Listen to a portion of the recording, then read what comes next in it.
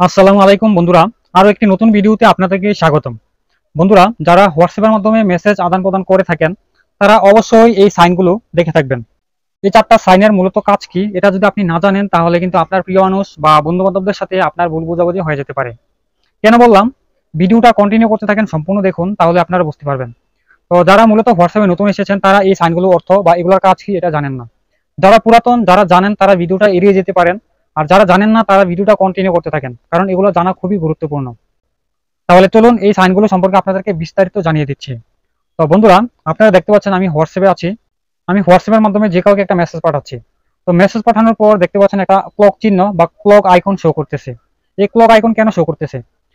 এটার মানে হচ্ছে আপনি যাকে মেসেজ পাঠিয়েছেন এই মেসেজটা তার কাছে যায় নাই, এই মেসেজটা আপনার কাছেই রয়ে গেছে। তো এই মেসেজটা না যাওয়ার কারণ হচ্ছে আপনার মোবাইলে ডাটা অফ করা, তো এই জন্যই এই মেসেজটার মধ্যে ক্লক আইকনটা শো করতেছে। তো ডাটা অন করার পরে যদি দেখেন এই ক্লক আইকনটা শো করতেছে, তাহলে ভেবে নেবেন আপনার মোবাইলে ডাটার মেয়াদ শেষ হয়ে গেছে বা ডাটা নাই। ঠিক আছে, তো দ্বিতীয় নাম্বারটা হচ্ছে একটা টিক চিহ্ন। তো আমি যে কাউকে আবার একটা মেসেজ পাঠাচ্ছি, মেসেজ পাঠানোর পর আপনারা দেখতে পাচ্ছেন এখানে জাস্ট একটা টিক চিহ্ন উঠেছে। এটার কারণ কি?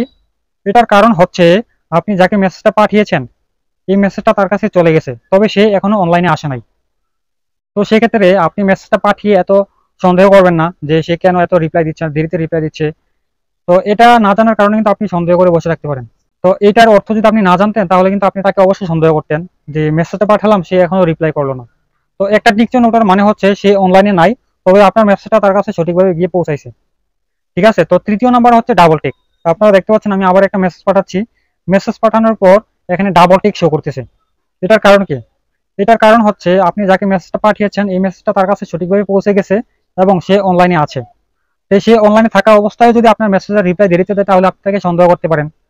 তো সে হয়তো তার মোবাইলে ডাটা অন করে হয়তো মোবাইলটা রেখে অন্য কোথাও চলে গেছে। তো আবার এরকম হতে পারে ডাবল টিক ওঠার মানে হচ্ছে আপনি যাকে মেসেজটা পাঠিয়েছেন সে কিন্তু নোটিফিকেশন বার থেকেও মেসেজটা দেখতে পারে। তো সেই ক্ষেত্রে আপনি একটু তাকে সন্দেহ করতে পারেন যদি দেরিতে রিপ্লাই দেয়। তো চতুর্থ নম্বর হচ্ছে ডাবল ব্লুটিক। তো এই ডাবল ব্লুটিকের কাজ কি? তো এটা খুবই সিম্পল। আপনি যাকে মেসেজটা পাঠিয়েছেন সে মেসেজটা দেখেছে, মানে আপনার মেসেজটা রিড করেছে। তো এই রিড করার পরেও যদি আপনাকে মেসেজের রিপ্লাই না দেয় বা আপনাকে রেসপন্স না করে, তাহলে আপনি তাকে সন্দেহ করতে পারেন। তাকে আপনি মেসেজ পাঠালেন, সে আপনাকে মেসেজের রিপ্লাই দিচ্ছে না অথবা দেরিতে দিচ্ছে। তো আসলে বন্ধুরা এই সাইনগুলোর অর্থ কি আপনারা আশা করি বুঝতে পেরেছেন। তো আপনারা আগে এই সাইনগুলো সম্পর্কে কি ভাবতেন বা এগুলোর কাজ কি হইতে পারে, তো এটা অবশ্যই আমাকে কমেন্ট করে জানিয়ে দিবেন। তো বন্ধুরা, ভিডিও শেষ পর্যায়ে চলে এসেছি।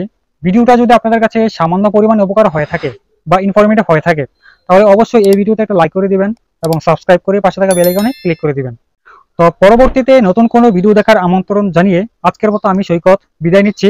আল্লাহ হাফেজ।